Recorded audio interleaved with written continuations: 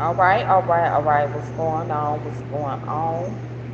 What's happening, everybody? It's your girl Tiffany coming through here live in effect. So I'm currently washing clothes, but I just wanted to talk to y'all right quick. All right. So let's talk about this whole thing that's going on in the hip hop industry. You know what I'm saying? Seems like hip hop is on trial. So you got the whole Eric Holder, Young Thug, and YSL, and Offset and J Prince, and Boosie versus Ti. Okay, so let's go ahead and let's get into the Eric Holder situation. I don't know if you guys have been paying attention to the news or whatnot. So Eric Holder was the alleged killer of Nipsey Hussle. Okay, so he was on trial, and they gave this man 60 years in prison. Yup, they doubled 30 years. They doubled it up. So this man is going away for a long time for the murder of Nipsey Hussle. All right. So there's some people that feel some kind of way. There's folks that feel like, oh, the street should have dealt with him at all costs, right? He should have been dealt with on the street. And then there's those who happy that he got that time in prison. But here it is. Either way it goes, right? He wouldn't be so lucky if he was on the street. He wouldn't be so lucky. If he in prison, he wouldn't be so lucky. Because a while back, there was a photo of him with a black eye. Yeah, they beat the hell out of his ass. So imagine how much hell he would go through while he's locked up. And not to mention, check this out. He was a rolling 60 like Nipsey Hussle. He was a rolling 60 crib like Nipsey Hussle was. So the whole argument was, according to his lawyer, that the reason why he did what he did to Nipsey was because Nipsey called him out and said there was a paperwork on him being a snitch. That was his claim. That's according to his attorney. That Nipsey Hussle called him out, said that he was a snitch. So that's why he did what he did to Nipsey. But either way, it didn't turn out to be so good for him because Nipsey was very so admired by the community and he was respected by those in the community. So what he did, he put himself in a very detrimental state. He put himself in the detrimental state. All right. So now, this man is serving a long sentence. He's not getting out anytime soon. And imagine what kind of hell he go through, and he better hope that he don't come around some Crips up in there because it may not look so good for him. So rest in peace to Nipsey Hussle. Justice is served. Hey, he was in the wrong. He killed this man. He got what the judge gave him that, and it is what it is. All right, so now let's look at the whole Young Thug and the YSL situation. This is twisted.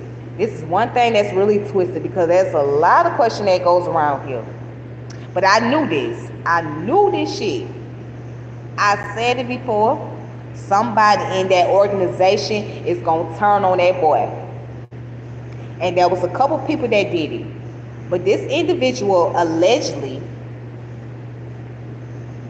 turned on on Young Thug. Come to find out he been telling for the past 11 years. So that makes sense why the DA and all of them know a lot about what's going on because of the fact that this boy had turned on Young Thug. He go by the name YSL Woody. And said to be that he's the co-founder. See, you have to be careful because sometimes it's always your own that turns on you. It's always your own that will out you. It's always your own. Just like what Eric Holder did to Nipsey Hussle. Both of them are rolling 60 Crips. This guy right here, who allegedly is a YSL member and the co-founder, one of the co-founders, he turned on him. He went down to the DA. Well, he was in the detective's office in the questioning room, and he told everything. He told everything. It's not looking so good. It's not looking so good for Young Thug. And it's going to be a while.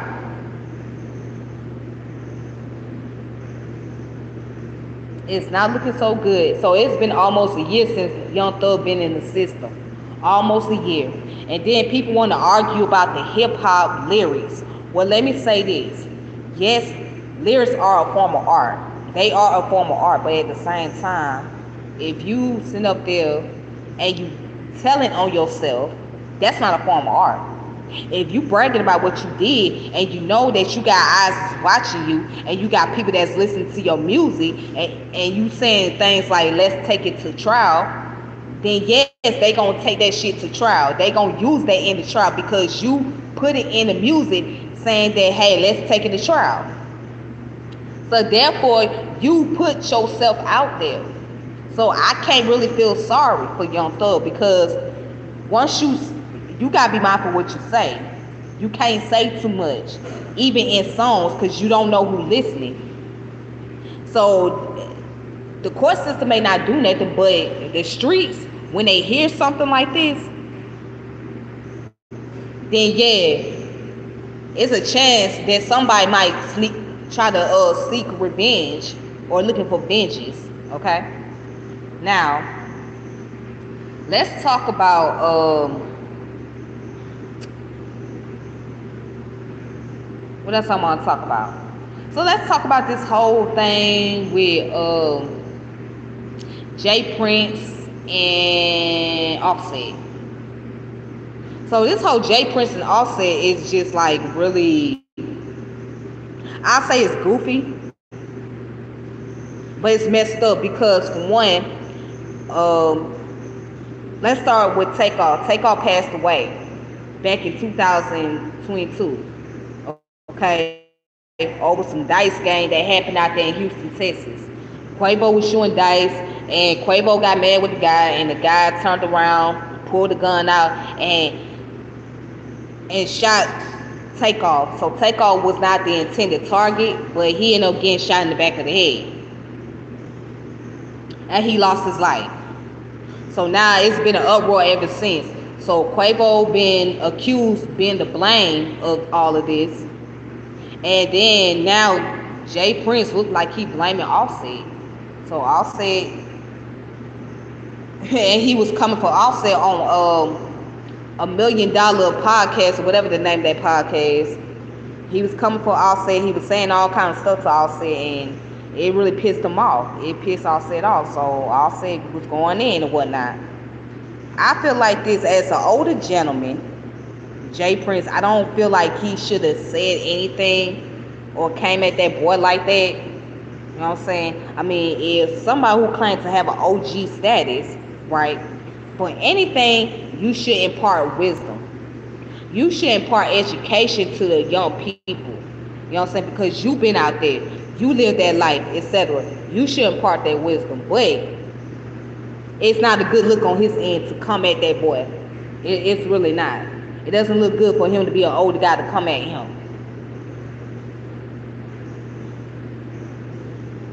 All right. And this whole thing with Boosie and T.I. with the snitching thing, I'm going to say this.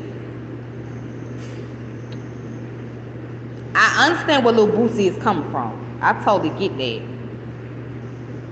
But the way I see it is the person that is deceased, that did the crime, that's deceased, they can't come and testify. They can't speak for themselves. So it's like there was nothing that was going to happen. It was nothing that could be done. Except that T.I. got away with it. Now T.I. saying that it was just a joke. Well, why would you make a joke out of snitching on your dead cousin? Why would you make a joke out of snitching on your dead cousin? Why? Why would you do that? That's ignorant on your part. But I honestly believe that T.I. was snitching on that boy. I think he did it. And you know, if y'all think that he's not a snitch, I mean, you better go back and watch that damn commercial that he did, Crime Stopper. That lets you know right then and there you ain't as tough as you claim to be. You ain't as gangster as you claim to be. You know what I'm saying? You're not as gangster. You know, you talk that tough street shit, but then you get on there and do Crime Stopper just to reduce your time. Now, make it make sense. I think what we can learn from this situation, what you can learn from the situation overall is the real versus the fake. And you gotta realize that most of these guys that's in the entertainment business, majority of them are faking it. A lot of them do not live that street life, or they cannot really survive that. They're only a very small percentage of them. If I was to give a number, I would say maybe about 20% of them probably legitimately street hustler, drug dealers that actually came from that lifestyle. And then the rest of them, they perpetrating that shit. You know what I'm saying? A lot of them can't even have that street credibility or walk them streets like they say.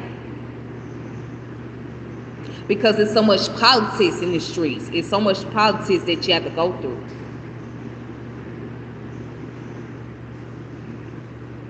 So do not just get caught up on these guys that be talking all that tough shit about how tough they is and how they put in that work and how they been pushing that weight, this, that, and other. Because 9 times out of 10, they didn't do that. And if you pull their cards, they'll fold.